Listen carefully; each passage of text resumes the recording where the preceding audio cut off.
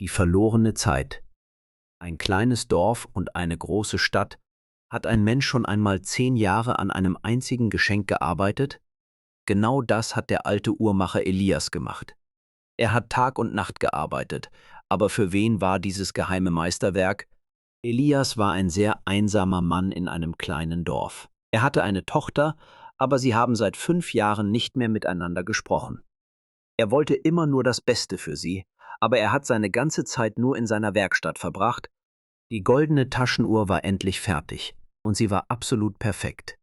Jedes kleine Zahnrad hat im perfekten Rhythmus geschlagen. Er hat sogar eine kleine Nachricht für sie in das Gold graviert. Elias hat seine Koffer gepackt und er ist in die große Stadt gefahren. Die Hochzeit seiner Tochter war am nächsten Tag und er wollte sie überraschen. Aber was er dort gesehen hat, das hat absolut alles verändert.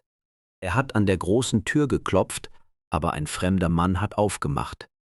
Der Mann hatte Tränen in den Augen und er hat sehr leise gesprochen. Was hat dieser fremde Mann ihm wohl gesagt?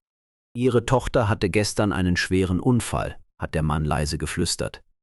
Elias hat die Welt um sich herum auf einmal nicht mehr verstanden. Seine einzige Tochter war tot, genau einen Tag vor ihrer eigenen Hochzeit. Am nächsten Morgen war Elias ganz allein auf dem kalten Friedhof.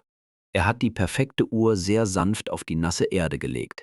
Er hat verstanden, dass man verlorene Zeit niemals mit einer Maschine zurückkaufen kann,